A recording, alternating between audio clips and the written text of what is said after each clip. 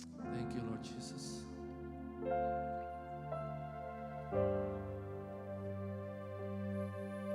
Semua yang ku perlu Tuhan sanggup sediakan.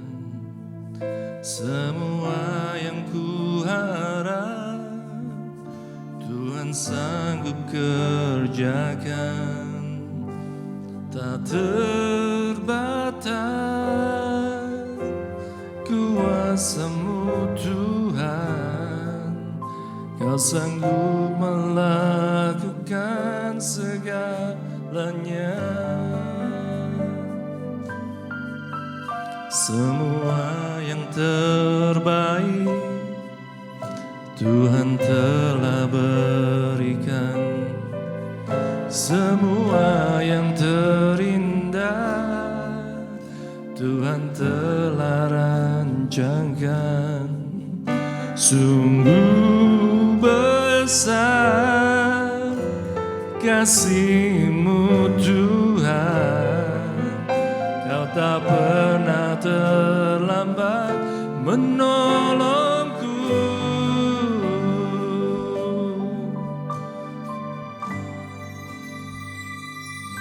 Ku percaya Tuhan sanggup untuk menolong hidupku.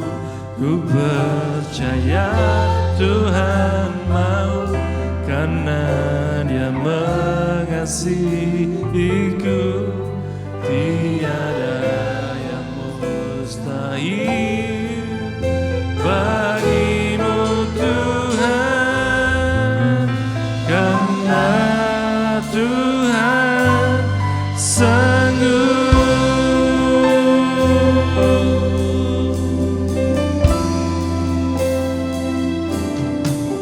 Semua yang ku perlu Tuhan sanggup sediakan.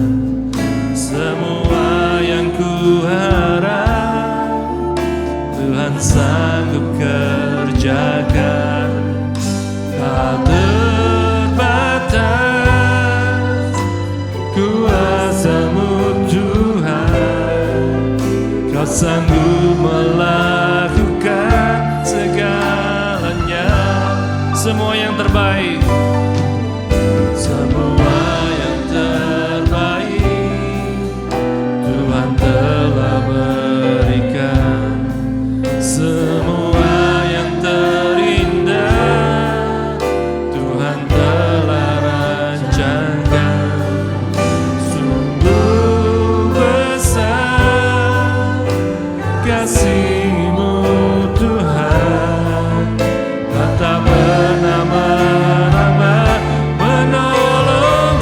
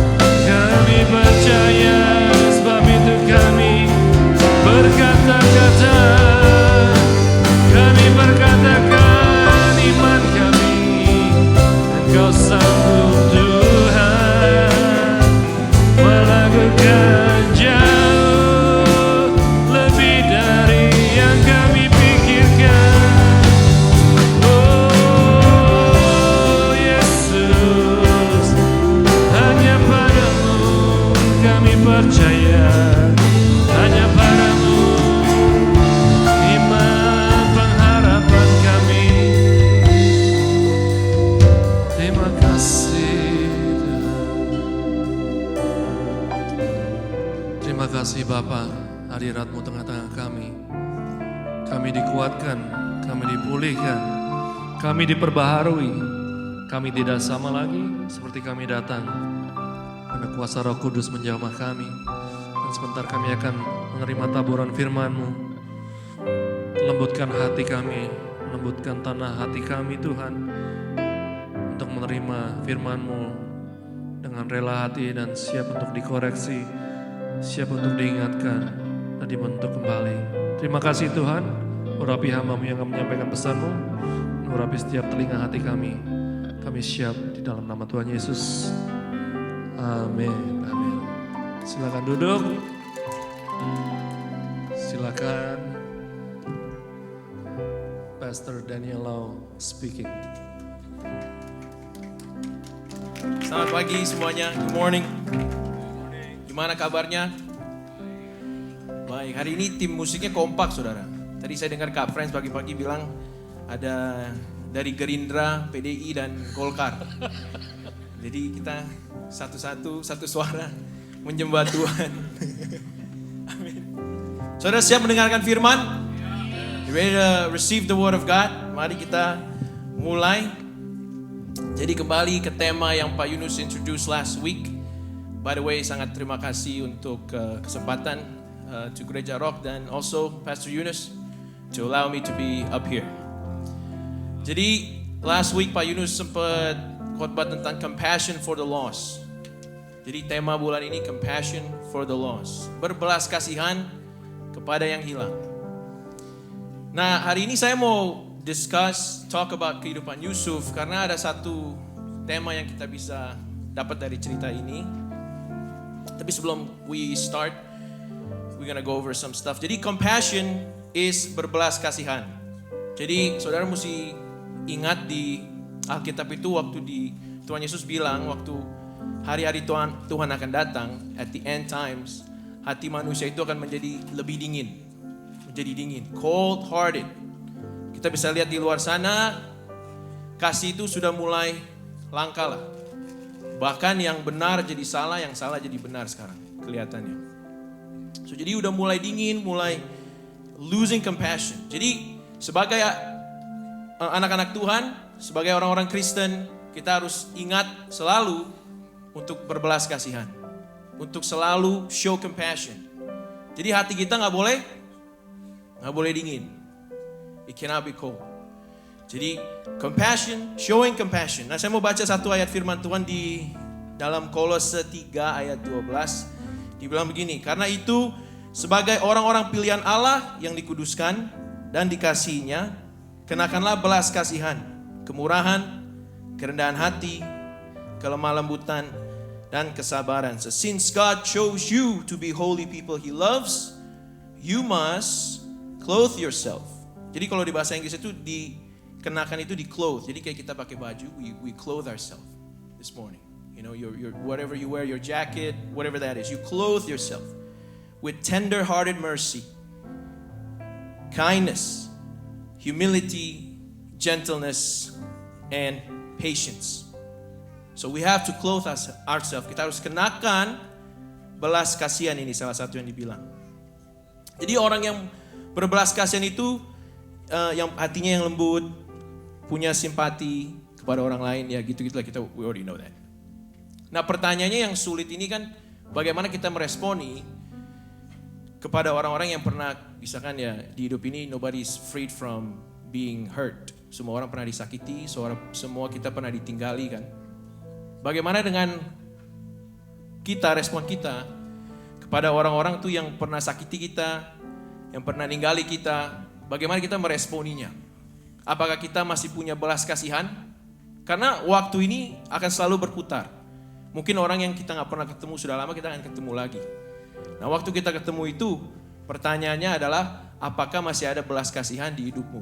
Apakah masih ada belas kasihan di hidup kita masing-masing? Nah, orang minta tolong, bagaimana kita meresponi? Yang pernah jahat sama kita, apakah kita masih mau tolong? Dan tentu yang pernah mengecewakan kita dan sebagainya kan.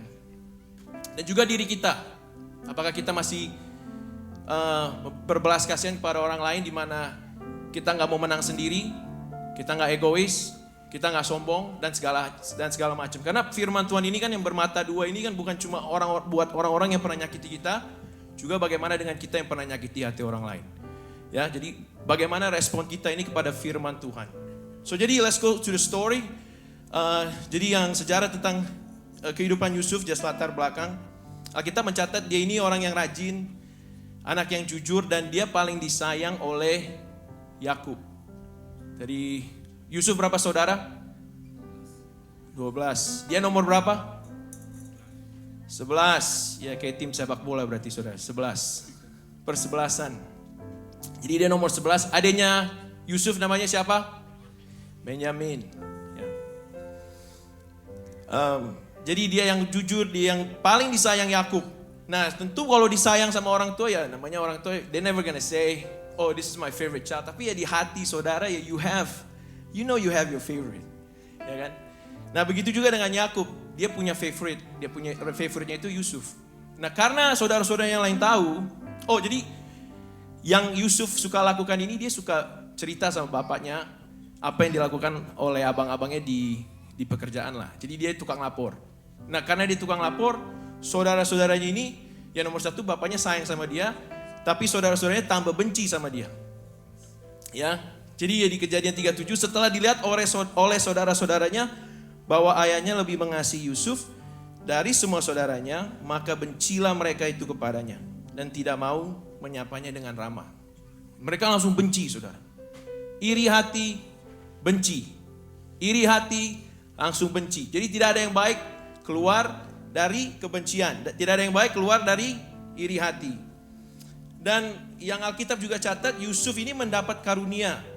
Dan karunia apa saudara? Masih ingat? Karunia bermimpi. Kita semua bisa memimpi saudara. Karunia menafsirkan mimpi. To interpret dreams. Nah yang saudara ingat suatu mimpinya kan? Dia mimpi ada bulan dan bintang, matahari, bulan dan bintang, dan semua itu sujud kepada dia. Nah, masalahnya ini Tuhan berikan Yusuf ini mimpi, tapi Tuhan gak suruh Yusuf untuk cerita sama saudara-saudaranya kan. Tapi apa yang dia lakukan? Dia cerita sama saudaranya. Diceritakanlah itu semua mimpinya. Ya tambah marahlah saudaranya. Pada suatu kali bermimpilah Yusuf, lalu mimpinya itu diceritakannya kepada saudara-saudaranya, sebab itulah mereka lebih benci lagi kepadanya. He set himself for a trap. Ya jadi intinya di hidup ini kalau Tuhan sudah berikan saudara sesuatu yang you have to keep, you just keep it to yourself. Not everything is worth telling other people. Yang harus diceritakan gak usah diceritakan saudara. Just keep it to yourself. Jadi Yusuf ini salahnya diceritain sama saudaranya dan saudaranya tambah benci. Nah, seringkali karena kita iri hati, kita dikuasai dengan amarah, dan kita juga dikuasai dengan kebencian. Nah, kebencian timbul dari iri hati. Ya contohnya kita gak senang kalau melihat orang lain sukses. Kita gak senang kalau orang lain hidupnya itu lebih nyaman daripada kita. Ya kan? Banyak yang iri hati, banyak yang jealous to one another, and it resulted in hatred. Itu menjadikan kebencian. Jadi kita tahu iri hati, kebencian, dan ini juga nanti melahirkan kejahatan. Jadi apa yang dilakukan oleh saudara-saudara Yusuf, mereka menjual dia sebagai budak ke Mesir. Dan mereka berbohong kepada bapaknya seolah-olah Yusuf itu sudah dimakan binatang buas. Jadi ada dua orang disakiti, Yusuf dan Yakub. Jadi kalau ada iri hati, ada kebencian, pasti ada timbul kejahatan. Jadi kalau kita sudah mulai ngiri, kalau kita masih benci, itu harus dilepaskan. Karena itu buahnya gak bagus. Buah dosa adalah maut. The wage of sin is death. Nothing good comes out of sin. Nothing good comes out of jealousy. Nothing good comes out of hatred. Jadi ya tidak ada yang baik keluar dari iri hati. Tidak ada yang baik keluar dari kebencian. Nah, karena mereka punya iri hati ini, saya bicara dari sudutnya saudara-saudara Yusuf. Karena keirian hati dan karena kebencian mereka, tidak ada belas kasihan. Hilang. Jadi di mana dosa itu berkuasa, kekudusan yang seharusnya kita punya dari Tuhan, ya karena Tuhan kudus, dia punya belas kasihan kan. Karena Tuhan kudus, dia mau mengajarkan kita untuk berbelas kasihan. Tapi kalau kita dikuasai dosa ini, waktu kita iri, waktu kita benci, kita nggak ada ini semuanya. It's absence. It's nothing. Jadi kalau saudara punya kebencian yang sudah lama yang lalu, dulu lah. Kamu merasa mungkin kamu dinomor duakan, kamu merasa abangmu atau adekmu, orang tuamu tidak memperlakukan kamu dengan adil, you have to finish with yourself. You have to forgive. Karena kalau kita nggak ampuni, kita nggak mungkin bisa berbelas kasihan kepada orang lain. It's impossible. Makanya Tuhan sudah wanti-wanti, dia bilang kalau kamu nggak bisa mengampuni, kamu pun juga tidak diampuni. The command is very clear. You must forgive. And if you're jealous, you must get rid of it. Jadi dia dijual ke Mesir dan tinggal di tanah yang asing. Jadi long story short, dia dijual sebagai budak dan dia tinggal di rumah Potifar, which is the captain of the palace guard, dan dia sangat dipercaya di situ. Next slide please. Sorry. Next slide. Okay, so this is the journey in Egypt. Di rumah Potifar, dia seperti fitnah dan masuk penjara dan akhirnya dipromosi kan. Dia difitnah oleh istri Potifar kan, mau diajak tidur, dia nggak mau, dia tolak. Dan karena itu dia malah di-accuse, dia itu sebenarnya lagi memperkosa istrinya Potifar. Dan karena itu sebenarnya dia masuk penjara, tapi itu kan it's a false accusation. Dijahati. Jadi banyak sekali kekecewaan, banyak sekali yang pahit di hidup Yusuf yang dia lewati. Ya kita nggak terkecuali lah di hidup kita lah. Banyak yang pahit kita pernah lewati, banyak yang susah kita pernah lewati. Tapi jangankan itu semua membuat hati saudara itu lebih menjadi dingin. Whatever you went through in the past, all the bitterness, all the things that hurt, don't let that make you cold. Don't let that make you become somebody cold and lack of sympathy dan segalanya, saudara. Dia masuk penjara dan setelah itu juga di dalam penjara itu juga dia dipercaya, saudara, sebenarnya. Jadi sebenarnya ya dari sudut kehidupan Yusuf, kesusahan itu kan bisa membuat dia dingin, bisa membuat sebagai orang yang pahit. Apalagi kalau misalkan dimasukkan ke penjara untuk salah, for something that he did not do. Ya seperti Pak Ahok, if you know in Indonesia, they send him to jail for false accusation. Jadi banyak sekali ketidakadilan di hidup ini ya. Life is unfair and that's the truth and we must embrace it. Jadi kalau kejadian sesuatu yang tidak adil di hidup kita, saudara, jangan membuat kita itu kecewa dan kita stop untuk try again. Karena Yusuf tidak seperti itu. Dia tidak menjadi dingin, dia masuk penjara dan dia putus asa. Dia tidak seperti itu. Bahkan waktu di penjara, dia itu pun dipercaya. Nah sebelum saya jump to that, I'm going a little too fast here. Yang saya kagumi di semua ini adalah waktu Yusuf mau digoda dengan istrinya Potifar, mau disuruh tidur bareng, dia itu say no. Padahal waktu itu kan belum ada 10 perintah Allah kan. 10 perintah Allah itu belum ada sampai waktu Musa nanti, which is in the book of Exodus. Tapi dengan iman, saya percaya dengan iman, makanya with faith we can please God. Dengan imannya Yusuf pada Tuhan, dia tidak mau mengecewakan Tuhan. Dia tidak mau berbuat dosa. Dia tidak mau berbuat salah. Walaupun perintah Tuhan itu belum ditulis di 2 loh batu di zamannya Musa. Tapi Yusuf hidup dengan iman, dia berjalan dengan iman. Dia bilang, I'm not gonna do it. Walaupun dia harus disalahkan, harus dipenjarakan, I'm not gonna do it. Karena dia beriman kepada Tuhan. Nah, makanya pentingnya ini, walaupun kejahatan yang kita sudah lewati, betapa pahitnya hidup ini, tetap kita harus beriman kepada Tuhan, saudara. Tetap harus percaya. Amin. You have to believe. You have to trust. Jadi kehidupan kekristenan ini bukan cuma beberapa kita pinternya tahu isi Alkitab, tapi beberapa kita beriman kepada Tuhan. menghidupi apa yang Tuhan sudah ajarkan, menghidupi apa yang Tuhan sudah taruh di hidup saudara. Nah, ada satu ayat yang saya jump is Mario, if you can go back. Nah, di Amsal 4 ayat 23, jagalah hatimu dengan segala kewaspadaan, karena dari situlah terpancar kehidupan. So guard your heart above all else. From it comes life. Jadi kalau kamu melihat hari-hari yang baik, kamu mesti jaga hatimu. Lakukanlah yang baik dan jangan meresponi kejahatan dengan kejahatan. Ya, ngerti ya sampai sini ya? We're good.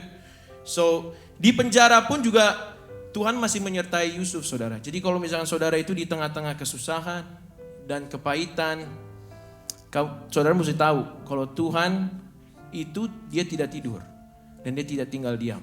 Dia masih ada bersamping dengan saudara, berdampingan dengan saudara untuk melewati. Ya kan kayak Pak Yusuf beberapa minggu yang lalu, can you imagine? Ya kan sometimes kita bilangnya imagine, tapi ya kita percaya dengan iman. Di waktu saudara kerja, di waktu saudara urus rumah saudara, rumah tangga dan sebagainya, Tuhan itu bersama dengan saudara. Nah, Alkitab bilang begini di Kejadian 39, tetapi Tuhan menyertai Yusuf dan melimpahkan kasih setianya kepadanya dan membuat Yusuf kesayangan bagi kepala penjara itu.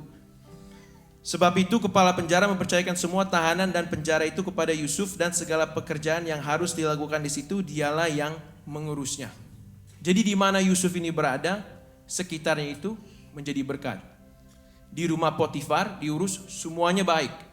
Dia masuk penjara pun penjaranya juga jadi baik. Bukan saya bilang orang yang masuk penjara itu orang baik ya, cuma saya bilang dia mengatur semuanya. Beres. Jadi dimanapun saudara berada, kalau kita punya Tuhan di hidup kita, saudara pun dimanapun saudara berada, harus itu lingkungan saudara itu harus menjadi berkat. Saudara menjadi berkat di komunitas saudara. Amin. So the other thing yang saya juga kagumi dari Yusuf adalah waktu dia menafsirkan mimpi, when he interprets dream, sebelum dia menginterpretasikan mimpi itu sendiri, dia selalu bilang begini, ini cuma Tuhan yang bisa. Jadi waktu Firaun mimpi, waktu di penjara pun dia ketemu yang chief of baker and then the cupbearer, dia sebelum mengartikan mimpi itu dia bilang ini semua Tuhan yang kemampuan dari Tuhan. Jadi pay attention, kalau saudara mau hidupnya sukses, saudara harus acknowledge God. Yusuf selalu bilang bahwa kemampuan untuk bisa mengartikan mimpi itu datang dari Tuhan. Dia tetap memuliakan Tuhan, bersandar dan berharap kepada Tuhan. Walaupun yang pahit sudah dilewati, dijual sebagai budak, ditinggalkan keluarganya. Bayangin sendiri, kakak-kakaknya dia sendiri loh, kakak-kakak kandung, yang seharusnya menjaga dia, yang seharusnya memprotek dia, malah meninggalkan dia. Ya saudara kan pernah lah orang yang dekat di hidup ini, mungkin dia tinggalin saudara, then you feel so broken, you have every right to feel bitter, you have every right to feel angry. Tapi Yusuf ini tidak memilih seperti itu. Walaupun ditinggal, walaupun dibuang, dia tetap percaya sama Tuhan. Dan kenyataannya adalah dimanapun Yusuf berada, Tuhan masih menyertai dia. Jadi saudara harus percaya itu. Kalau orang jahat sama saudara, kalau saudara ditinggalkan dan saudara maksudnya it makes sense for you to hate, it makes sense for you to be bitter, saudara harus ingat masih ada Tuhan yang mengasihi saudara. Just like the Lord loved Joseph and cared for him.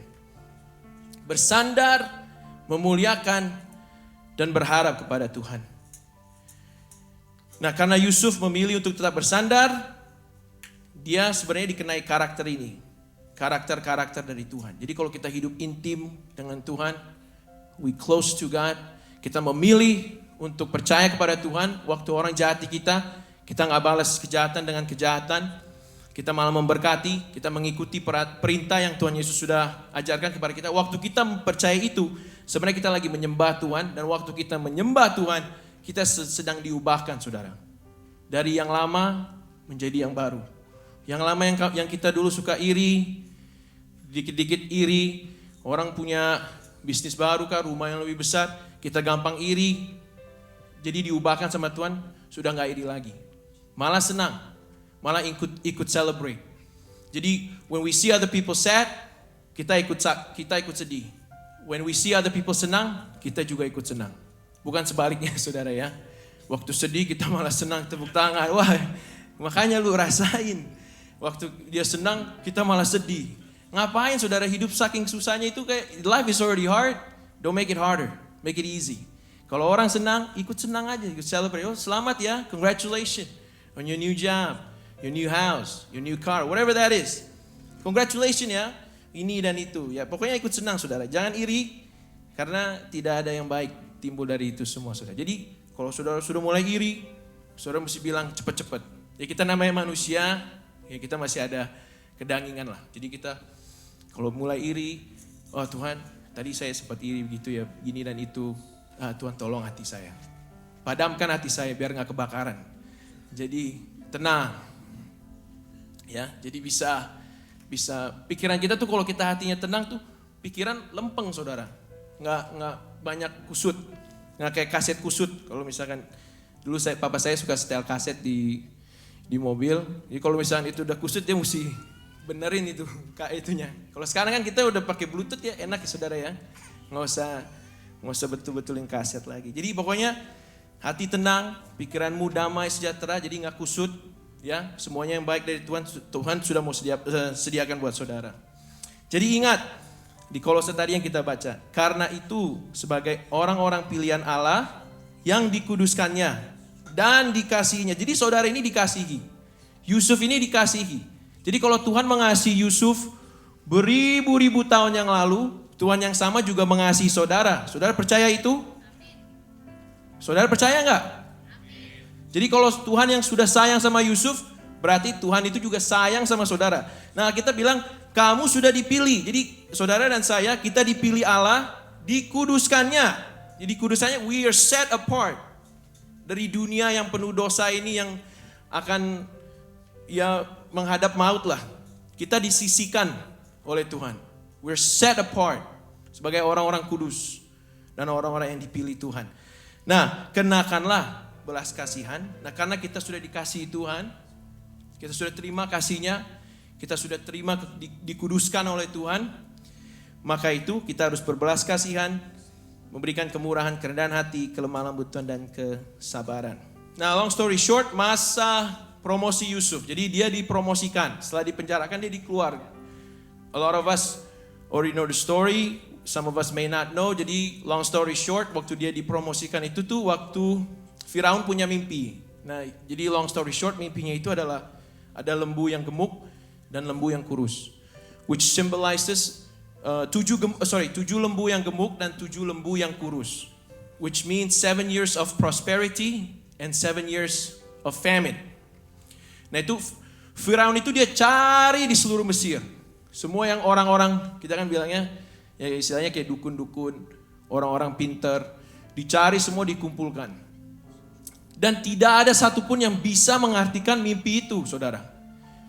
Nah, juru minum ini, the cup bearer, dia ingat waktu dibilang ada seseorang di penjara waktu Tuhan memasukkan saya ke penjara.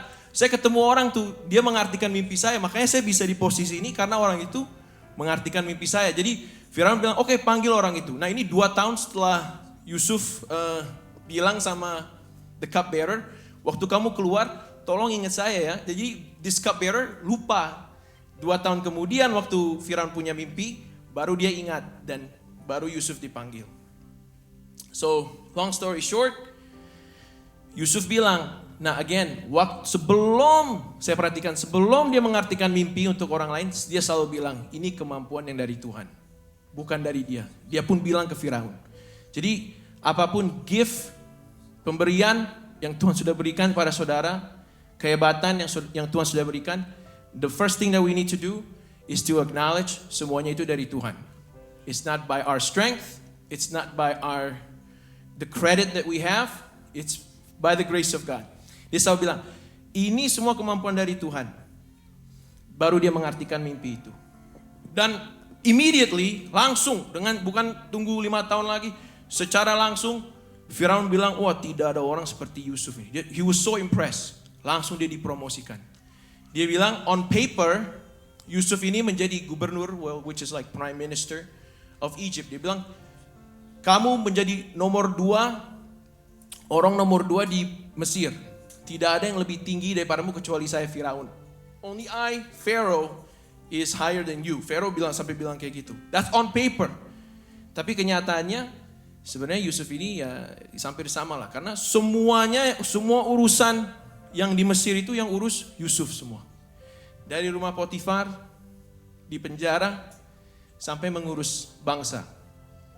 Dari yang kecil sampai yang besar, dia tetap lakuin dengan setia. Walaupun kepahitan demi kepahitan dia sudah lewati. Bitter, being mistreated, tidak membuat dia putus asa untuk menjadi orang yang baik. Tidak membuat dia putus asa untuk menjadi berkat di komunitas dia. Jadi a lot of things kita di hidup ini ya saudara ya, kita bisa ya namanya ya disakiti itu kan gak enak lah. Nobody wants to be hurt, right? Tapi firman Tuhan itu adil dan dia benar. Walaupun life is unfair, but we have to trust the word of God. We believe. Waktu kita memilih untuk melakukan yang baik, memilih untuk melakukan yang benar, Tuhan itu tetap setia dan Tuhan tidak lupa. Saya pernah lihat ada seorang ibu yang berdoa untuk mantan suaminya. Didoakan saudara. Padahal dia pernah jahat sama ibu ini.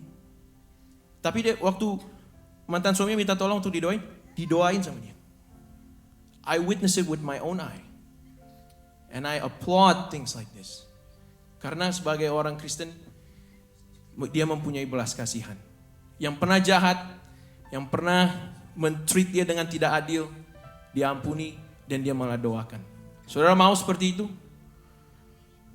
Ya kalau misalkan mengampuni aminnya kurang kenceng nih. Kalau berkat aja, kalau saya perhatiin aminnya, wah amin, amin, amin, saya mau kaya, amin.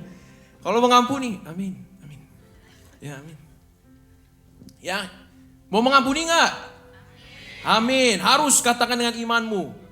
Harus ada kemauan. Kalau nggak ada kemauan, forget about it. Oke? Jadi dia dipromosi. Dia selalu melaksanakan tugasnya dengan baik. Walaupun betapa pahitnya hidupnya Yusuf, dia tetap melakukan yang baik. Akhirnya Tuhan pun mempromosikan dia. Ya kan ada ayatnya lebih baik jatuh di tangan Tuhan kan. Orang lain merencanakan yang jahat, dia jatuh, tapi tangan Tuhan mengangkat Yusuf. Ya kalau saudara mau dijatuhkan orang jangan takut. Karena kalau ada tangan Tuhan, Tuhan yang akan angkat lagi. If God lifts, nobody can stop. Nobody can stop you. Nah, kelaparan ini tercatat. Jadi di Kejadian 41, itu merajalela di seluruh bumi, maka Yusuf membuka segala lubung dan menjual gandum kepada orang-orang Mesir. Sebab makin hebat kelaparan itu di tanah Mesir, juga dari seluruh bumi datanglah orang Mesir untuk membeli gandum dari Yusuf.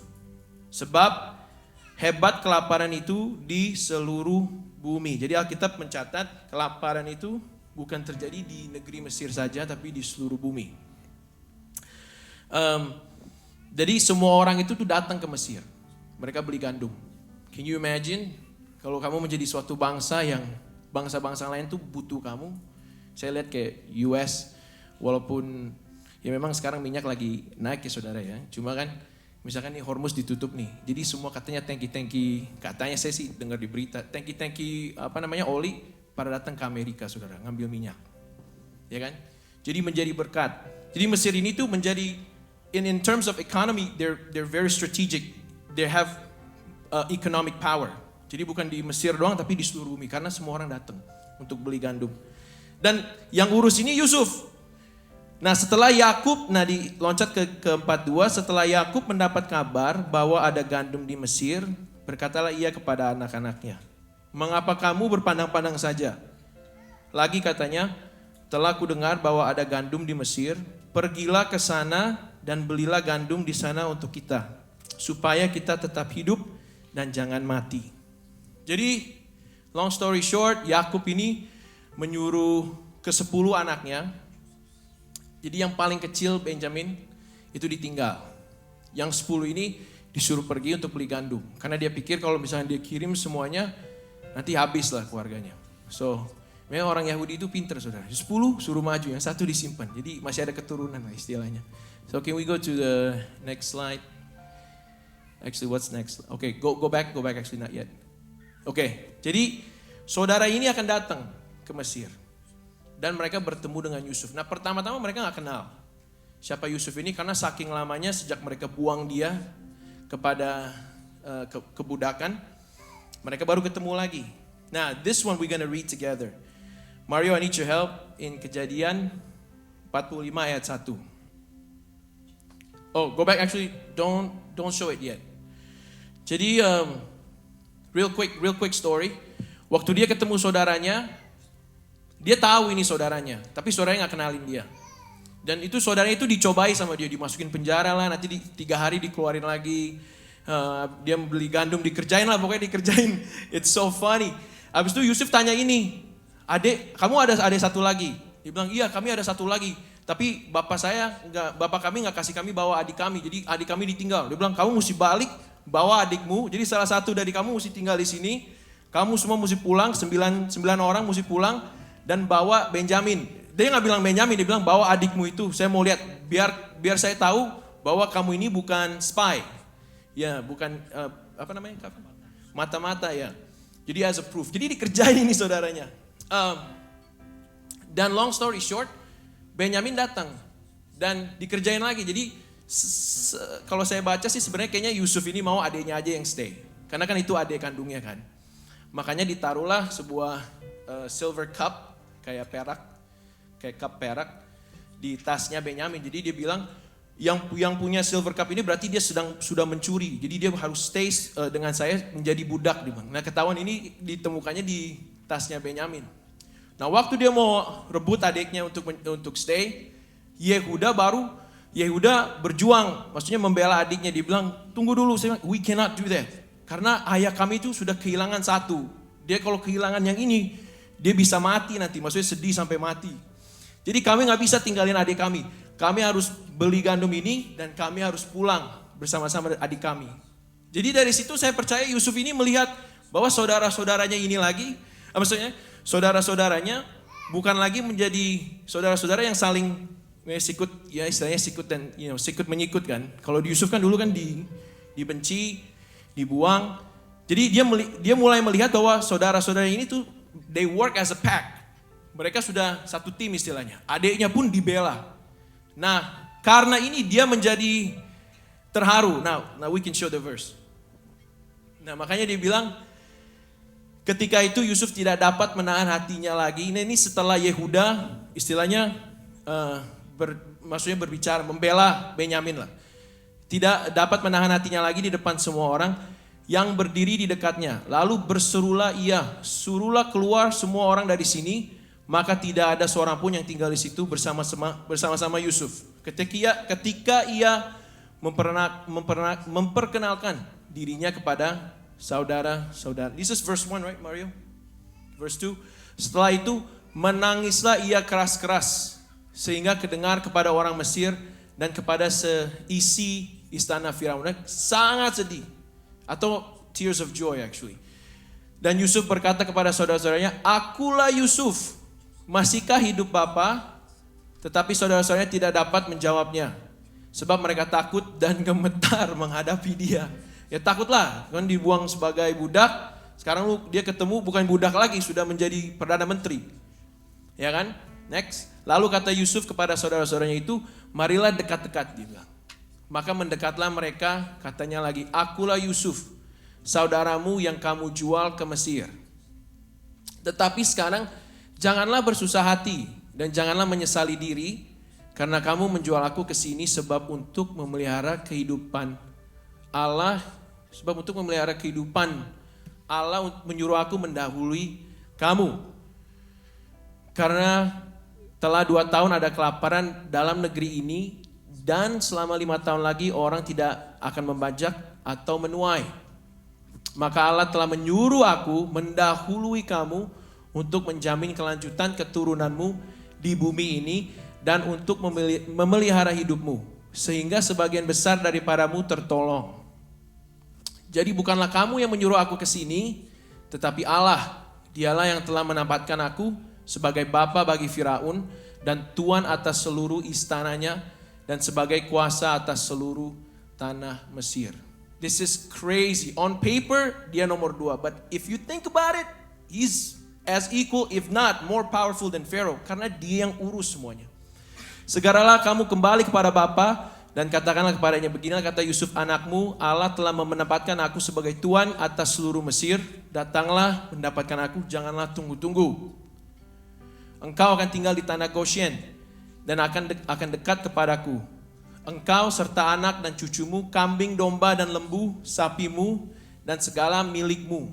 Jadi ini diundang semuanya, saudaranya, saudara. Semua saudara Yusuf, keluarganya, dia punya cousin, dia punya nephew, niece, semuanya diundang, diajak. Di sanalah aku memelihara engkau, sebab kelaparan ini masih ada 5 tahun lagi. Supaya engkau jangan jatuh miskin bersama seisi rumahmu, dan semua orang yang ikut serta dengan engkau. Dan kamu telah melihat dengan mata sendiri dan saudaraku Benyamin juga, bahwa mulutku sendiri mengatakannya kepadamu. Sebab itu ceritakanlah kepada Bapa ini Yakub maksudnya, segala kemuliaanku di negeri Mesir ini dan segala yang telah kamu lihat, kemudian segeralah bawa Bapa kemari. Lalu dipeluknyalah leher Benyamin, adiknya itu, dan menangislah ia, dan menangis pula lah Benyamin pada bahu Yusuf. Yusuf mencium semua saudaranya itu dengan mesra dan ia menangis sambil memeluk mereka. Sesungguhnya itu barulah saudara-saudaranya bercakap-cakap dengan dia. Jadi dia he embraced his brother and kissed each of them, talking freely with him. Man, dari cerita yang kita baca tadi, waktu dia dijual di Mesir, sebenarnya dia punya hak nggak untuk balas dendam? Punya. Mata dibalas mata, gigi balas gigi, ganti gigi kan. Tapi apakah dia melakukannya? No. Dia memilih. Makanya kagum saya dengan cerita ini. Karena dia bisa bilang, walaupun dia sebenarnya dijual saudara. He was sold as a slave. That's the fact. Tapi dengan iman dia bilang, saya bukan dijual. Saya disuruh Tuhan. Man, that's mantap.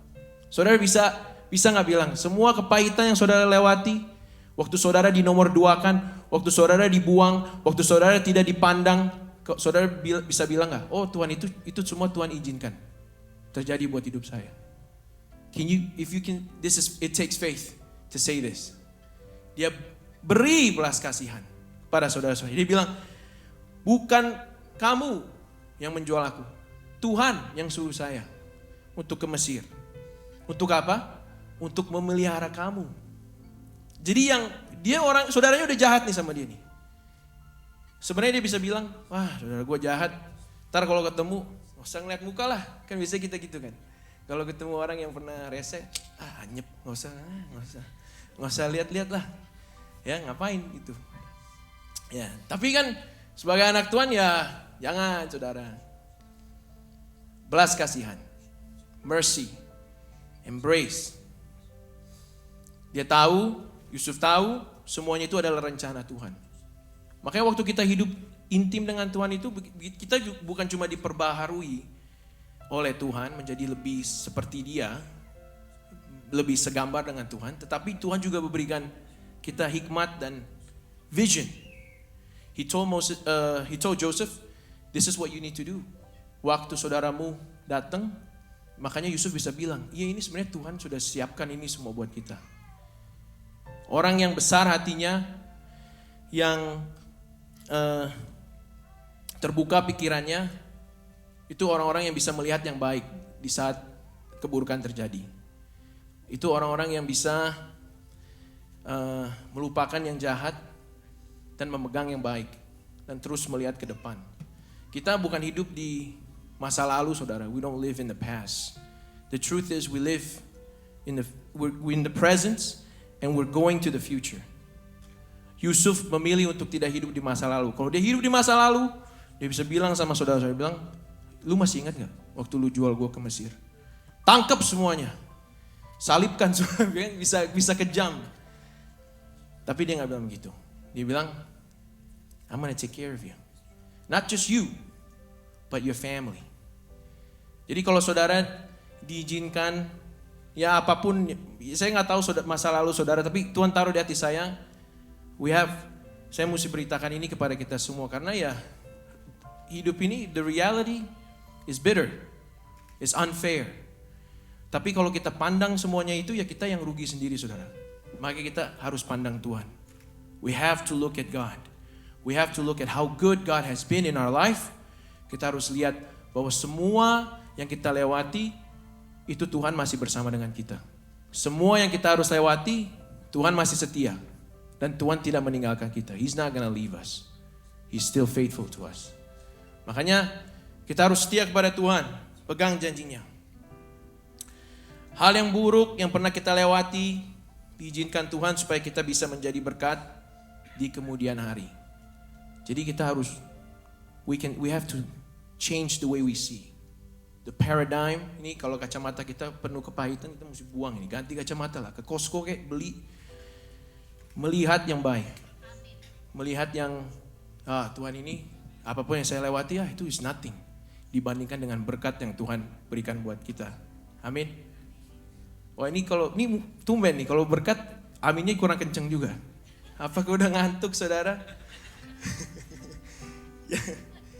Jadi jadi apa yang orang pernah jahat, pernah bikin kejahatan kepada kita, yang pernah mengecewakan itu, ya kita harus berbesar hati. Karena suatu hari kalau misalnya mereka minta tolong, ya kita kan harus nolongin kan. Kan Tuhan sudah ajarin, berbelas kasihan. Bukan cuma orang itu, keluarganya juga mesti kita tolongin loh saudara, kita bilang. Ya jadi siap-siap ya, kalau diberkati berarti mesti jadi berkat. Kalau diberkati mesti jadi apa? Berkat. Jadi kalau diberkati cuma mau jadi kaya, ya gak usah ke gereja. Orang kerja keras itu semua bisa jadi kaya saudara. Tapi kalau misalkan kita sebagai orang percaya, pikiran kita dirubah, kita mau diberkati, kita mau naik promosi, itu supaya kita bisa memberkati orang dengan lain. Ya keluarga kita pun juga kita berkati. Nah pertanyaannya, apakah Yusuf ini sebenarnya menolong saudara-saudaranya karena dia masih lihat bapaknya? Ya kan biasanya kita kalau nolongin saudara kan, ini karena kita masih mandang orang tua aja nih. Kalau gak mandang orang tua mungkin udah gak ditolongin. Atau kita memandang seseorang, istri kita maka kita tolong anak kita, suami kita maka kita, pokoknya ada segala macam lah. Jadi ada pertolongan itu, ada kondisinya, ya kan? Jadi apakah Yusuf menolong saudara-saudaranya with a condition? Nah mari kita baca. Kejadian 50, so Genesis 50. Nah ini setelah Yakub meninggal, jadi setelah ayahnya dikuburkan, pulanglah Yusuf ke Mesir.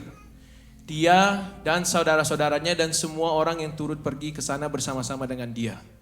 Untuk menguburkan ayahnya itu. Ketika saudara-saudara Yusuf melihat bahwa ayah mereka telah mati, berkatalah mereka, boleh jadi Yusuf akan mendendam kita dan membalas sepenuhnya kepada kita segala kejahatan yang telah kita lakukan kepada. Ini mereka taruh pikirannya sendiri. Ini negative thinking. Makanya saudara harus hati-hati ya. It's your mind. We're battling with our mind every single day. We have to be careful. Now keep going. Sebab itu mereka menyuruh menyampaikan pesan ini kepada Yusuf. Sebelum ayahmu mati, ia berpesan. Jadi kan mereka bawa nama bapaknya kan. Seolah-olah kan. Beginilah harus kamu katakan kepada Yusuf, ampunilah kiranya kesalahan saudara-saudaramu dan dosa mereka. Sebab mereka telah berbuat jahat kepadamu. Nah, whether Yakub suruh mereka, kita kan gak tahu. Tapi ini apa yang mereka bilang. Maka sekarang ampunilah kiranya kesalahan yang dibuat hamba-hamba Allah ayahmu.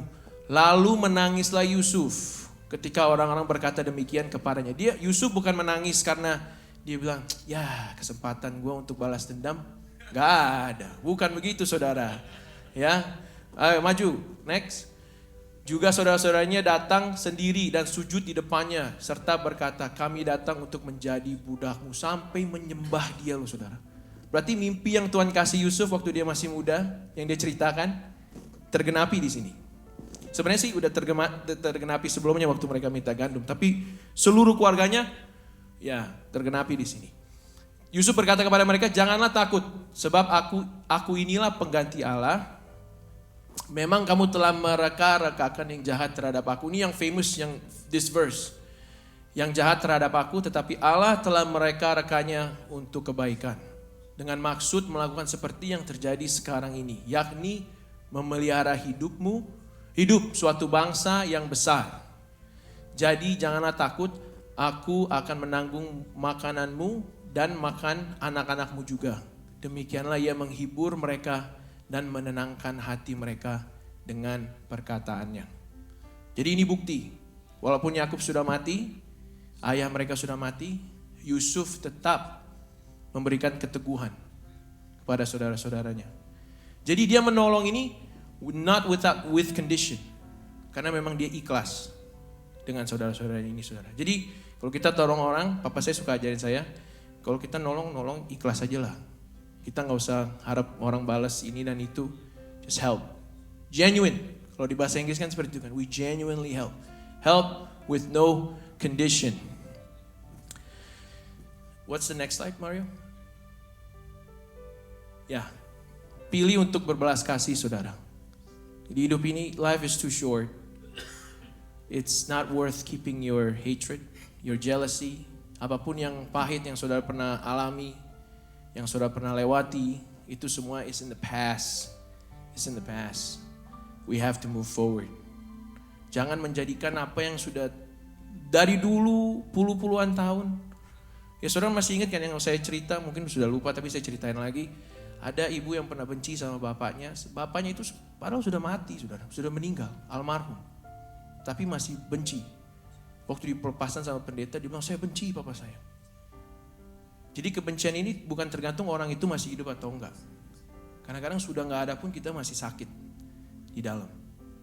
Jadi biarkan Tuhan datang di hidup saudara, di hati saudara, membersihkan hati kita. Kita mengampuni. Jadi karena kita sudah bisa mengampuni, kita menjadi orang yang bisa berbelas kasih. Because we forgive, we can show compassion. If we don't forgive, our hearts become cold. Compassion becomes absent. Jadi jangan memilih orang seperti itu, saudara. Pilihlah menjadi orang yang menjadi berkat bukan cuma buat keluargamu, tapi menjadi berkat buat satu bangsa, saudara. Seperti Yusuf ini. Lihat apa yang Tuhan lihat, jangan lihat masa lalumu, tapi lihat apa yang sudah Tuhan berikan di hidupmu ini. Jadi kamu, apapun yang kamu lewati, Tuhan izinkan semuanya itu, bukan Tuhan jahat sama kamu, tapi Tuhan tahu you can go through it. And when you went through it, kamu menjadi berkat. Karena Tuhan sudah mensisipkan kamu. God have set you apart to be His holy people. Yang dikuduskan dan yang dikasihinya, saudara. Amin, saudara diberkati. That's all the message that I have today. Mari kita beri belas kasihan kepada orang. Kita harus ingat kebaikan Tuhan di hidup kita. Jangan ingat kejahatan orang, ya itu capek, saudara. Just remember what God has done in your life. The good thing that has done. Amin. Mari kita berdoa. Tuhan, kami mengucap syukur atas firman-Mu pagi hari ini, Tuhan. Siang hari ini kami sangat diberkati oleh sejarah dari firman-Mu, Tuhan. Apa yang telah dilewati oleh kehidupan Yusuf, mempunyai orang yang berbelas kasihan kepada orang lain, Tuhan, yang telah mengajarkan kami supaya kami bisa berbelas kasihan, mengampuni dan memaafkan kepada orang-orang yang bersalah kepada kami. Dan juga kami menjadi orang yang tidak sombong, yang kalau kami pernah menyakiti orang lain, kami bisa menjadi orang yang rendah hati, Tuhan. Tuhan, ajar kami terus hari demi hari as we live this life day by day. Kami mau diatur dan diajarkan oleh firman-Mu saja, Tuhan. Terima kasih atas kasih karunia-Mu. In Jesus' name we pray. Amen.